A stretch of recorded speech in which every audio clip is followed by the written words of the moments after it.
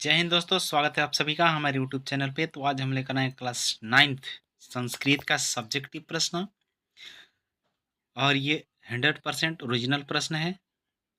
मैं गारंटी के साथ कह रहा हूँ कि 100% ओरिजिनल है, और 24 तारीख को जो एग्जाम होगा उसमें निश्चित ही यह प्रश्न आएगा ही आएगा।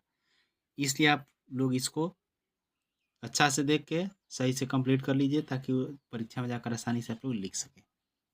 तो चलिए प्रश्नों की ओर बढ़ते हैं। सबसे पहले अपठित गद्यांश 13 अंक का होता है, जिसमें अ का दो गो क्वेश्चन होता है, एक अथवा में होता है कि ये होता है। इसमें से कोई एक बनाना होता है, या तो फर्स्ट वाला बना दीजिए या तो अथवा वाला बना दीजिए।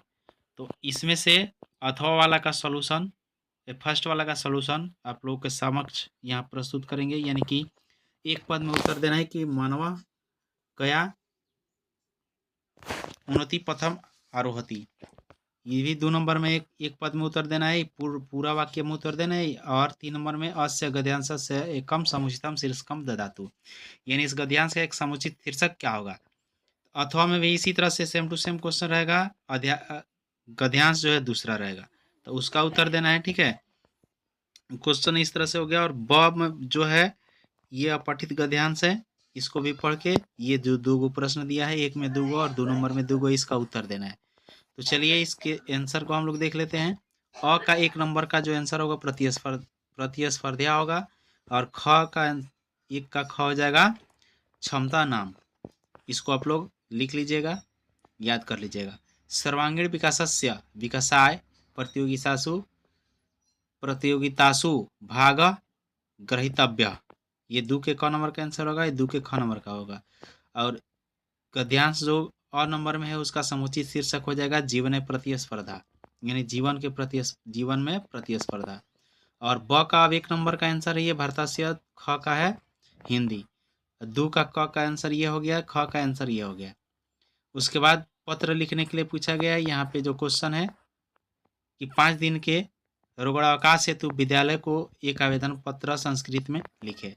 तो वही आंसर यहाँ पे आपके समक्ष प्रस्तुत है कि स्वयं श्रीमंता प्रधानाचार्य महोदया, यहाँ पे अपने विद्यालय का नाम लिख देना है, अपने अपने विद्यालय का नाम। अब विषय में अवकाशम हेतु महोदय सविनय निवेदनम अस्ति यत् अहम अद्य सहसा ज्वार पीड़िता अस्ति।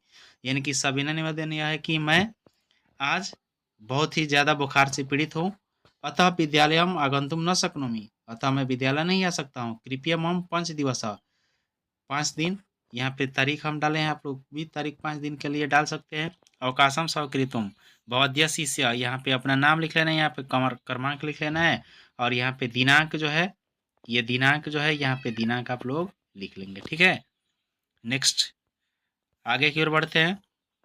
इसके बाद ये 4 गो है जिसमें से 2 गो का उत्तर देना है। तो एक, अपने अनुज को परीक्षा में सफल होने पर बधाई देते हुए संस्कृत में पत्र, यानी कि इस 3 नंबर का आंसर आप लोगों के समक्ष प्रस्तुत करते हैं। ठीक है, तो 3 नंबर का आंसर यहाँ पे है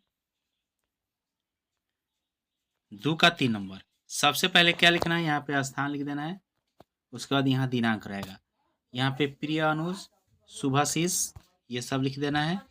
उसके बाद यहाँ पे लिखिएगा कि तो परीक्षा सफलता पत्रम अदैव प्राप्तम, यानी कि तुम्हारा परीक्षा सफलता पत्र आज प्राप्त हुआ। तो उत्तीर्णम ज्ञाति मई अति प्रसन्नता अभवत, यानी तुम उत्तीर्ण हो गए, उससे मुझे बहुत ही प्रसन्नता हुई। अहोरात्रम प्रयासम विद्याय त्वम 95% अंकान उपलब्धवान, यानी दिन रात मेहनत करके प्रयास करके तुमने कितना 95% अंक प्राप्त किया है। अस्माकम कृते सम गौरवस्य विषय, ये क्या है, बहुत ही हमारे लिए गौरव का विषय है। तुभ्य मम हार्दिकम वर्धपनम, यानी तुम इसी तरह मेरे तरफ से क्या है, तुम्हें हार्दिक शुभकामनाएं हैं, बधाई है। आगामी परीक्षायाम तवम अपि प्रथम स्थानम एवं प्राप्यसी इति आशा, अगले एग्जाम में तुम प्रथम स्थान प्राप्त करोगे, ये मेरा क्या आशा है।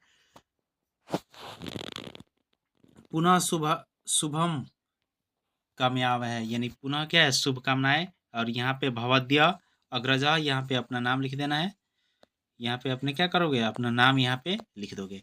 नेक्स्ट है ये क्वेश्चन, देखिए ये 3 नंबर जो प्रश्न है, कि अधोलिखित में से किसी एक विषय पर 7 वाक्य में अनुच्छेद संस्कृत में लिखे। तो किसी एक विषय पे लिखना है, तो यहाँ पे हम गंगा नदी पर अनुच्छेद लिखने वाले हैं। तो चलिए गंगा नदी पर अनुच्छेद देख लेते हैं। यहाँ पे गंगा नदी पर अनुच्छेद ये लिखा गया है, ठीक है। गंगा नदी भारतस्य पवित्रतम नदी अस्ति, यानी गंगा नदी भारत का जो पवित्र नदी है। गंगा नद्या दीर्घता प्राय 2525 किलोमीटर अस्ति, यानी गंगा नदी जो है सबसे लंबा नदी है और ये 25 से 25 किलोमीटर है। पाटलिपुत्र गंगा नद्या तटे स्थित अस्ति, यानी पाटलिपुत्र गंगा नदी के किनारे स्थित है। गंगा नद्या जलम सर्वेषु शुभ कार्येषु पूज्यते, यानी गंगा का जल सभी शुभ कार्य में पूजा करने के लिए उपयोग किया जाता है। गंगा नद्या उत्पत्ति स्थानानी भागीरथी नद्या च अलकनंदा नदी अस्ति, यानी गंगा नदी का उत्पत्ति जो है भागीरथी नदी और अलकनंदा नदी के युग से बना है।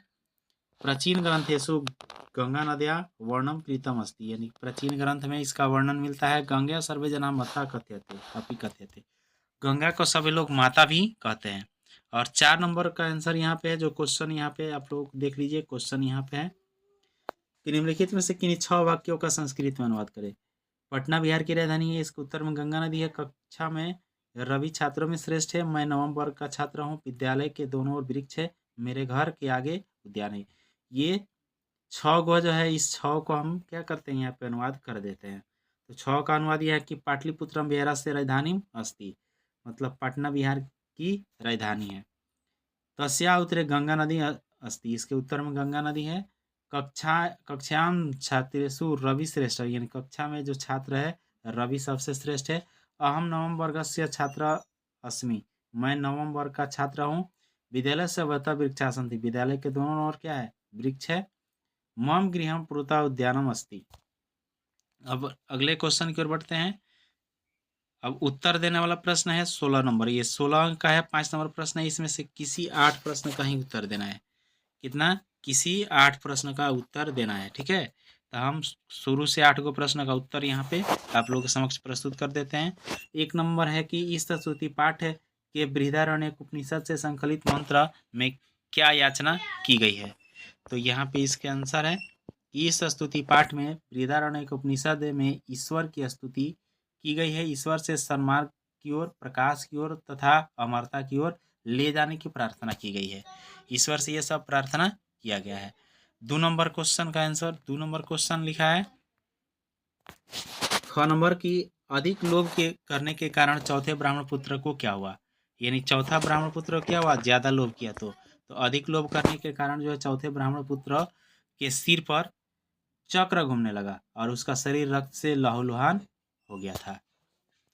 अगला क्वेश्चन है ग नंबर है कि यक्ष के प्रश्नों के उत्तर दिए बिना, यक्ष के प्रश्नों के उत्तर दिए बिना पांडवों ने जल पी लिया, यानी किन किन पांडवों ने जल पिया था, उन्हें क्या हुआ था।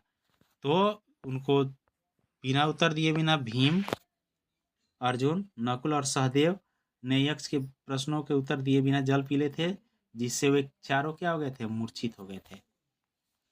अगला है घ नंबर क्वेश्चन। घ नंबर लिखा है कि यजुर्वेद का उपयोग किस, घ नंबर लिखा है कि वेद का परिचय दें। क्या करना है, वेद का परिचय देना है। तो वेद क्या है, हमारी प्राचीन संस्कृति जो वेदों में ही सुरक्षित है और संसार का सबसे प्राचीनतम साहित्य वेदों में ही पाया जाता है। सप्त सिंधु प्रदेश में रहने वाले तत्कालीन ऋषियों का सारा ज्ञान वेदों में ही वर्णित है और वेदों की संख्या 4 है, ऋग्वेद, सामवेद, यजुर्वेद और अथर्ववेद, ये 4 गो वेद है। अगला क्वेश्चन, अगला है कि संस्कृत भाषा की महत्ता पर संक्षेप में प्रकाश डाले, यानी संस्कृत भाषा की महानता पर क्या करना है, प्रकाश डालना है। तो अंग नंबर का हम लोग देख लेते हैं आंसर। अंग नंबर का आंसर लिखा है कि संस्कृत विश्व की सारी भाषाओं की जननी है। भारतीय संस्कृति का आधार संस्कृत ही है। इसका व्याकरण तथा साहित्य अन्य भाषाओं की अपेक्षा अधिक संतुलित, सुसंपन्न एवं सुदृढ़ है। ये क्या है, संस्कृति की पहचान हमारे संस्कृत का। अब 6 नंबर प्रश्न क्या लिखा है, तो 6 नंबर प्रश्न लिखा है कि साधु और असाधु में अंतर स्पष्ट करें। साधु और असाधु में अंतर स्पष्ट करें। तो याद रखना कि सभी प्राणियों के हित में जो तत्पर होते हैं उसको साधु कहते हैं तथा निर्दय व्यक्ति को असाधु कहते हैं। बस इतना सा लिख दीजिएगा। 6 नंबर प्रश्न है। 6 नंबर लिखा है कि यजुर्वेद का उपयोग किस संदर्भ में किया जाता है। तो यजुर्वेद का उपयोग किस संदर्भ में किया जाता है, तो यहाँ पे हमने क्या क्या है उत्तर दिया है कि यजुर्वेद का संदर्भ यज्ञ वेद के उपयोग में किया जाता है। इसके मुख्य रूप से कर्म संपादन के नियम बताए गए हैं। इस वेद में 1975 मंत्र संकलित है। इसको यज्ञ वेद कहा जाता है क्योंकि इसी वेद से यज्ञ कराया जाता है। और लास्ट ज नंबर प्रश्न का आंसर देख लेते हैं। ज नंबर प्रश्न क्या है कि भैरवानंद कौन थे। भैरवानंद कौन थे, तो भैरवानंद कौन थे, तो भैरवानंद जो थे एक सिद्ध पुरुष थे और सन्यासी थे। वे चारों ब्राह्मण पुत्रों को धन प्राप्ति के लिए सिद्धबत्ती दिए थे और वे उज्जैन के रहने वाले थे। उज्जैन में इनसे मिले थे शिप्रा नदी में जब चारों ब्राह्मण पुत्र स्नान करके निकले थे। तो इतना आप लोग लिख दीजिएगा तो पूरा सब्जेक्टिव में कम्प्लीटली 50 में 50 नंबर आप लोग को मिल जाएगा। धन्यवाद। और वीडियो को लाइक करके शेयर जरूर कर दीजिए दोस्तों के साथ। जय हिंद, जय भारत, जय बिहार।